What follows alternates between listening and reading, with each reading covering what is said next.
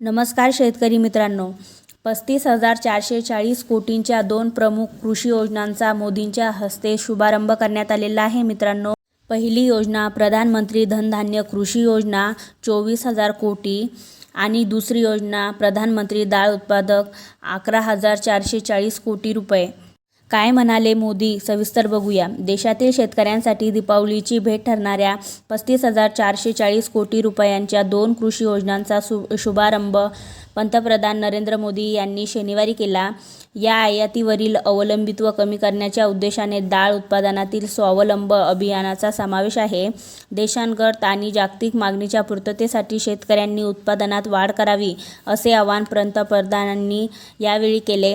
राजधानी दिल्लीत पुसा परिसरात आयोजित एका कार्यक्रमात बोलताना मोदी म्हणाले, 2047 पर्यंत विकसित भारताचे स्वप्न साकार करण्यात शेतकऱ्यांची भूमिका अत्यंत महत्त्वाची ठरणार आहे. 24,000 कोटी रुपयांची प्रधानमंत्री धनधान्य कृषी योजना आणि 11,440 कोटी रुपयांची डाळ स्वावलंब अभियान या 2 प्रमुख योजना लाखो शेतकऱ्यांचे भविष्य बदलून टाकतील. पंतप्रधानांनी कृषी, पशुसंवर्धन, मत्स्यपालन आणि अन्न प्रक्रिया क्षेत्रातील 5,450 कोटींहून अधिक रकमेची गुंतवणूक असलेल्या प्रकल्पाचे उद्घाटन यावेळी केले. यासोबत सुमारे 815 कोटी रुपये खर्चाच्या इतर प्रकल्पांच्या कोनशिलांचे अनावर सुद्धा केले. मित्रांनो, तुम्हाला ही बातमी महत्त्वाची वाटली असेल तर चॅनलला सबस्क्राईब करा.